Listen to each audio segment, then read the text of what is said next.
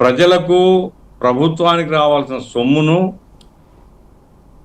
ఆయన తన బంధువు జార్జిరెడ్డి కొడుకును మెడ్రాస్ లో పెట్టి చెన్నైలో మొత్తం ఈ మద్యాన్ని అంతా మానిటర్ చేసినారని జగమెరిగిన సత్యం అండి. ఇది ఏది నా ఒక్కనే తెలిసింది కాదు, జగమెరిగింది ఇది.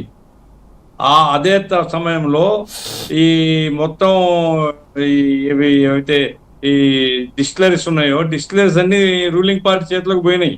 అవును.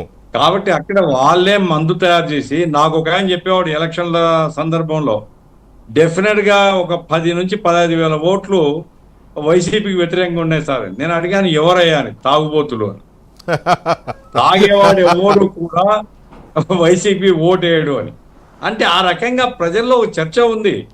ఇది నాసిరకం మద్యం, డబ్బులు అధికం, అది ప్రజలకు చేరలేదు, ప్రభుత్వానికి చేరలేదు, మధ్యలో కొల్లగొట్టినారు అనేటువంటిది. ఇప్పుడు నేనేదో కోరుకున్నట్లుగా అంత తొందరగా మేము పడలేము అని జవహర్ గారు అంటే ఇంకెంత తొందర పడతారు సార్? ఇప్పుడు ఒక స్పెషల్ హెలికాప్టర్ మీద మీరు రెవెన్యూ సెక్రటరీని పంపించి 3-4 రోజులు అక్కడ ఉండి ఆయన అందరూ 100 మందిని ఫిర్యాదుదారులను తీసుకుని వచ్చి ఆయన మొత్తం ఎంక్వైరీ చేసి ఓ రిపోర్ట్ గవర్నమెంట్ సబ్మిట్ చేశాడు. 4 నెలలు అయింది. ఏం చేస్తున్నారు సార్ మీరు? మదనపల్లి ఇదా? మదనపల్లి ఫైల్ ఘటన కరెక్టే. ఇప్పుడు అట్లాగే ఇసుక అందరం అనుకున్నాం చాలా పెద్ద మోతాదులో కొల్లగొట్టినారు. దీంట్లో ఈ జేపీ కంపెనీ కానీ ప్రతిమ ఇంకొక కంపెనీ కానీ అంత బినామీలు ఇవి, ఎమ్మెల్యేలు వైసీపీ వాళ్ళు కలిసి కొల్లగొట్టినారు ప్రజల్ని అని ప్రజానీకం అంతా కూడైగుస్తున్నారు. మీరు చివరికి గెలిచింది ఎంత సార్? ఇసుకలో 2,500 కోట్లు.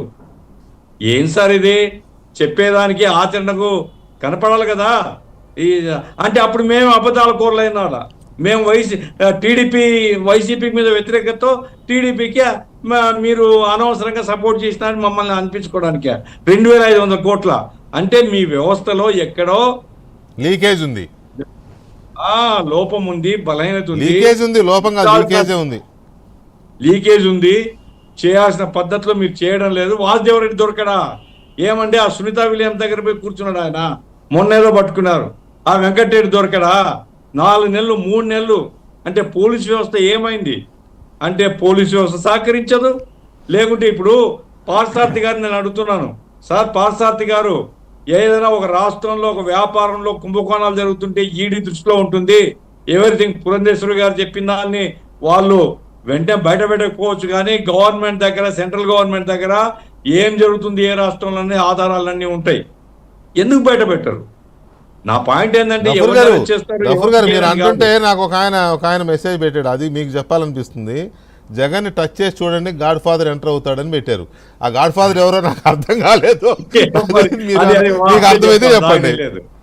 ఏమైనా నేను చెప్పేది ఏమిటంటే, మీరు 5 సంవత్సరాలు సార్, మీకేం 50 సంవత్సరాలు పవర్ ఇవ్వలేదు. 5 సంవత్సరాల్లో ఒక 5-6 నెలల్లో మీరు ఇవన్నీ తేల్చేసి ఆ తర్వాత పాలన మీద పడవచ్చు. ఆ తర్వాత రాష్ట్రానికి ఏం చేయగలుగుతారో చేయండి, అంతే తప్ప ఇది ఊరికే రోజు ఇప్పుడెప్పుడో గుర్తొచ్చినప్పుడు మదనపల్లి ఫైల్స్ అంటారు, గుర్తొచ్చినప్పుడు మద్యం కుంభకోణం అంటారు, గుర్తొచ్చినప్పుడు ఇంకొకటి అంటారు. అంటే తగినటువంటి పద్ధతిలో మీరు పోవడం లేదు. అయితే అన్ని విషయాలు నాకేం తెలియవు, నేను దూరంగా ఉండేవాడిని. కానీ బయట ఒక సామాన్యుడు అనుకునేటువంటి మాటలే నేను చెప్తున్నాను. దయచేసి తేల్చండి, జరిగిందా లేదా కుంభకోణం జరిగితే ఎవరు బాధ్యులు? తర్వాత మొత్తం విచారణ పూర్తి ఎవరికి పెట్టరు సార్. ఇది తప్పిది జవహర్ గారు చెప్పేది. ఎప్పటికి కానీ ఎఫ్ఐఆర్ ప్రైమా ఫేసి ఉంటే ముందు కేసు రిజిస్టర్ చేస్తారు, ఆ తర్వాత ఛార్జ్ షీట్ పెట్టేటప్పుడు అన్ని వివరాలు ఇస్తారు. మీరు అసలు ప్రైమా ఫేసి ఉందో లేదో మాకు తెలియడంలే, మీరు కేసు రిజిస్టర్ చేస్తారో లేదో మాకు తెలియడంలే. కాబట్టి ఎవరి మీద మీరు అనేది ఏంటి? ఇప్పుడు ఈ శాండ్ విషయంలో కానీ, లేకపోతే ఫైల్స్ తగలబడిన విషయంలో కానీ, లిక్కర్ విషయంలో కానీ, ఈ దర్యాప్తుల విషయంలో ట్రాన్స్పరెన్సీ లేదు, పారదర్శకత లేదు అనే ఆరోపణ చేస్తున్నారు మీరు. అదే అంటున్నా, సీరియస్నెస్ పారదర్శకత లేవు అనేది మీ ఆరోపణ. లేదు. ఓకే, అందుకోసం ఇప్పుడు నాకేమి వైసీపీ మీద నాకు ప్రత్యేకంగా పగ ఎందుకు ఉంటుంది? నేనేమి తెలుగుదేశం వాడిని కాదు వైసీపీ వాళ్ళని తిట్టడానికి. నేను సిపిఎం పార్టీ. మీరు తప్పు చేసి మిమ్మల్ని అంటాం, వాళ్ళు తప్పు చేసిన వాళ్ళని అంటాం. నేను తప్పదు సార్.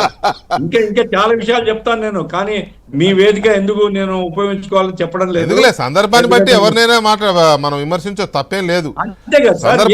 ఇప్పుడు ఈ ఇష్యూ కాబట్టి ఈ ఇష్యూ, ఇంకో ఇష్యూ వచ్చినప్పుడు ఇంకో ఇష్యూ. ప్రభుత్వమే ఎవరినైనా ఎస్టాబ్లిష్మెంటే. ఏమిటంటే ఈ వ్యవస్థను బాగు చేయాలని ప్రజలు కోరుకున్నారు. అంతే అంతే అంతే. అందుకోసం మీకు విపరీతంగా ఓట్లు వేసినారు, మీకు తిరుగులేని అధికారాన్ని కట్టబెట్టినారు.